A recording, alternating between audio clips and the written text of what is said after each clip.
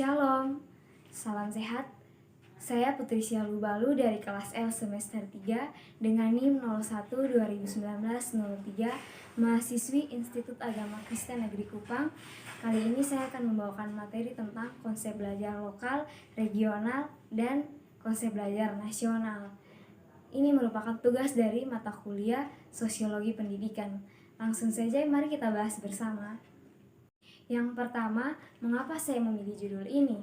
Nah, saya memilih judul ini karena saya sangat tertarik dan bagaimana cara saya untuk melestarikan budaya sekitar kita ataupun budaya di tempat saya berasal, agar kita tidak pernah lupa dari mana kita berasal, tari-tarian daerah kita, makanan khas ataupun kebiasaan-kebiasaan lokal yang terjadi, dan itu harus kita lestarikan dan menjadi kebanggaan kita, apalagi di tengah-tengah situasi ataupun perkembangan yang sangat pesat sekarang, sehingga kita tidak menghilangkan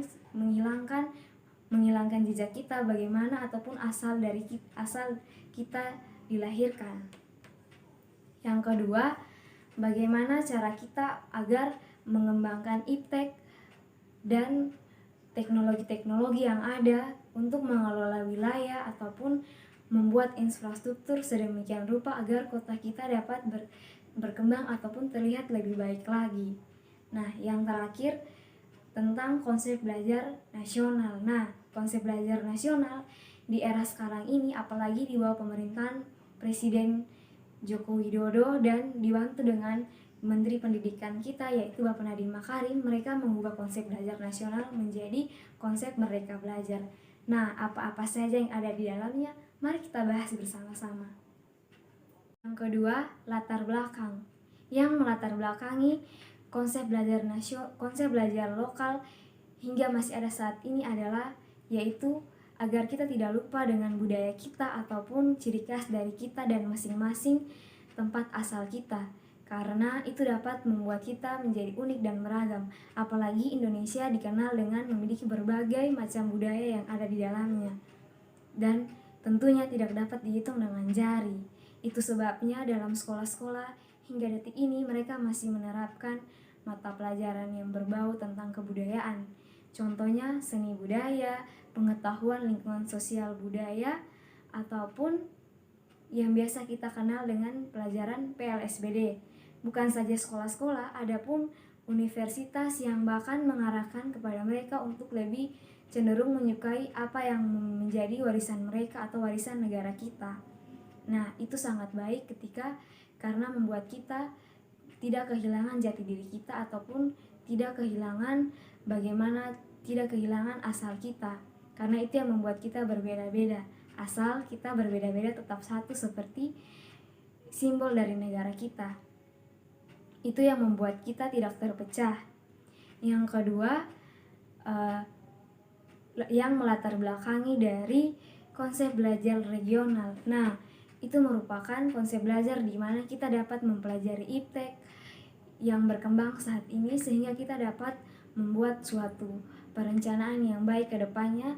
Dan konsep belajar regional itu lebih mengarah kepada ketika kita bagaimana membuat suatu kota ataupun wilayah berkembang dengan pesat sehingga memiliki suatu daya tarik tersendiri atau destinasi ataupun wisata, sehingga kita dapat menjadi kota yang tentunya tidak ketinggalan dengan kota-kota lainnya.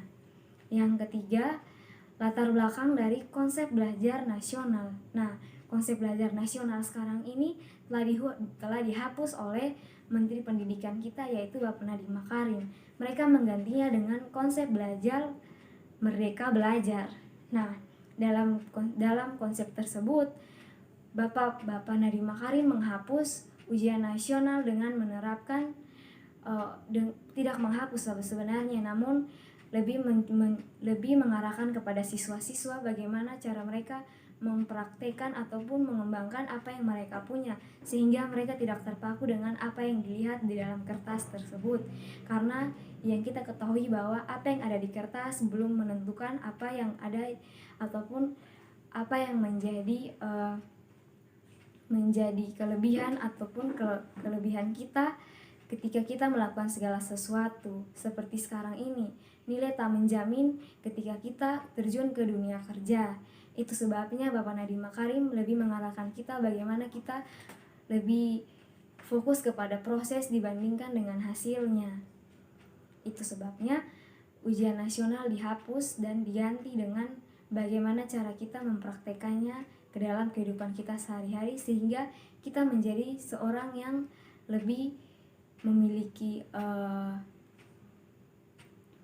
keunggulan di dunia kerja nantinya. Yang berikut kelebihan dan kelemahan. Kelebihan dari konsep belajar lokal, regional, dan nasional adalah yang pertama, membuat kita paham dari mana asal kita sebenarnya dan apa yang menjadi ciri khas dari asal kita tersebut. Yang kedua, membuat kita berpikir lebih praktis ke depannya. Yang ketiga, kita dapat memanfaatkan sumber daya yang ada sehingga kita tak lagi memikirkan apa yang harus kita lakukan dan apa yang harus kita kerjakan dalam mencari jalan keluarnya. Dan yang terakhir, dapat membuat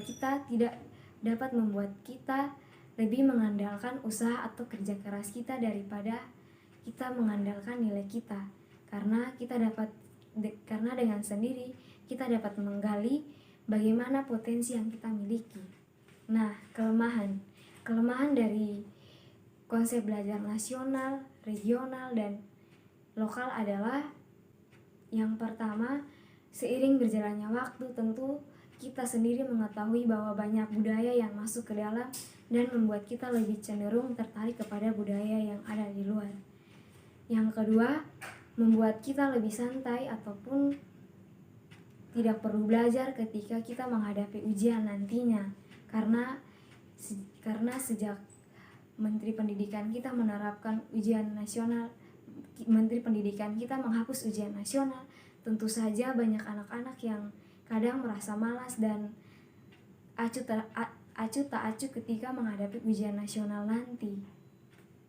Yang berikut saran. Nah, saran saya yang pertama, ketika ada kelemahan tadi, kita bisa mengajarkan kepada mereka bahwa mereka harus mencintai produk yang ada dalam negeri.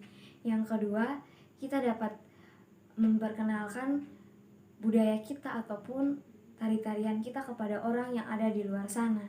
Nah, sekarang ini begitu banyak wisatawan asing yang datang kepada negara kita ataupun daerah-daerah asal kita ketika kita memiliki acara adat ataupun kita memiliki suatu ajang ataupun pameran ketika kita akan melaksanakan suatu kebudayaan kita.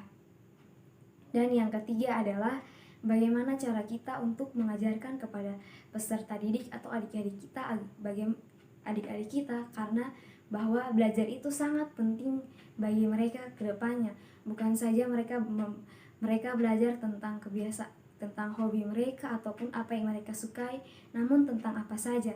Karena yang kita ketahui bahwa belajar adalah jendela dunia. Dengan belajar, kita dapat mengetahui segala sesuatu yang ada dan kita dapat mengerti serta paham sehingga kita tidak menjadi orang-orang yang tertinggal. Berikut peran guru dan siswa. Nah, peran guru adalah bagaimana mereka menerapkan ataupun mengajarkan kepada siswa-siswa tentang pentingnya menjaga kebudayaan dan belajar. Nah, yang pertama bagaimana menjaga kebudayaan yang mereka punya. Mungkin guru-guru ataupun sekolah dapat menerapkan kurikulum ataupun ekstrakurikuler yang mengarah kepada kebudayaan. Seperti mungkin mereka bisa mengadakan pensi yang di dalamnya terdapat bagaimana cara kita memamerkan budaya kita, seperti mungkin ada tari-tarian, lagu-lagu daerah ataupun makanan-makanan khas di dalamnya yang membuat siswa tersebut bersemangat dalam mempelajari apa yang menjadi kebudayaan mereka ataupun menjadi asal-usul mereka. Dan yang kedua, bagaimana langkah yang dapat mereka terapkan ketika mereka belajar, ketika mereka menghadapi persoalan-persoalan belajar, yaitu ketika mereka bosan, jenuh, mungkin guru-guru dapat mengajarkan membuat mereka kreatif berpikir bagaimana cara mereka belajar dengan baik dan tenang, sehingga apa yang mereka pelajari dapat masuk ke dalam otak mereka, sehingga mereka dapat memiliki pengetahuan yang sangat luas, bukan saja pengetahuan, namun namun mereka dapat memiliki kemampuan ataupun bakat-bakat yang dapat membuat diri mereka menjadi orang-orang penting, baik untuk keluarga mereka maupun untuk orang-orang sekitar ataupun untuk bangsa kita. Nah, peran dari siswa adalah mereka dapat menerimanya dengan saksama, mendengarkannya ketika mereka harus menjalankan apa yang seharusnya diwarisi oleh mereka. Nah, karena saya pernah menjadi seorang siswa, tentunya saya memiliki keinginan tahu. Ketika saya mengetahui ini, pastinya saya akan belajar lebih dalam. Nah, tentunya sama dengan siswa-siswi yang lain. Itu semuanya kembali kepada guru-guru, bagaimana mereka menerapkannya dengan cara yang sangat menarik, semenarik mungkin, sehingga membuat mereka paham dan mengerti apa yang mereka pelajari itu berguna untuk diri mereka dan sesama mereka. Yang terakhir, apa hubungannya dengan PAK? Nah, kita telah mempelajari begitu banyak budaya, sumber daya yang telah dikelola, dan juga banyak kebijakan-kebijakan pemerintah yang sangat baik tentunya untuk kita ke depannya dan khususnya bagi dunia pendidikan, sehingga membuat kita mendapat pendidikan yang layak, nyaman, dan aman, serta membuat kita mendapat pengetahuan yang cukup luas agar menjadikan kita orang yang dapat bersaing dalam dunia pekerjaan nantinya. Nah, mengingat bahwa pemerintah merupakan wakil Allah yang ditetapkan di dunia ini, kita harus menaati apa yang telah ditetapkan oleh pemerintah, karena itu merupakan cara bagaimana kita menyatakan syukur kita kepada Tuhan, serta kita juga harus terus mendoakan agar pemerintah diberikan hikmat dan akal budi dalam melaksanakan segala tugas dan tanggung jawab demi kemakmuran kita bersama. Nah, kali ini saya akan memberikan contoh-contoh kecil bagaimana kita dapat menerapkan budaya-budaya kita dalam kehidupan sehari-hari. Yang pertama, kita dapat mengucapkan salam ketika kita bertemu ataupun berjumpa ataupun berpisah dengan seseorang ataupun keluarga di rumah. Yang kedua, kita dapat berpakaian rapi, sopan ketika memasuki rumah-rumah ibadah. Dan yang paling terakhir, kita dapat berpakaian yang rapi dan yang pas ataupun dan yang cocok ketika kita berada di lingkungan sekitar. Dan yang paling penting, kita memiliki tutur kata sopan santun sehingga dapat membuat kita menjadi orang-orang yang terus mengasihi Tuhan dan memuliakan Tuhan melalui tindak dan tanduk kita. Nah, demikian dari materi yang telah saya bawakan tadi.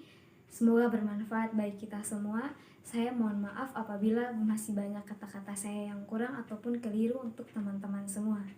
Dan ingat teman-teman, tetap jaga kesehatan dengan memakai masker, mencuci tangan dan menjaga jarak, sehingga kita dapat menjaga keselamatan dan kesehatan kita serta orang-orang sekitar kita. Sampai jumpa, Tuhan Yesus memberkati. Shalom.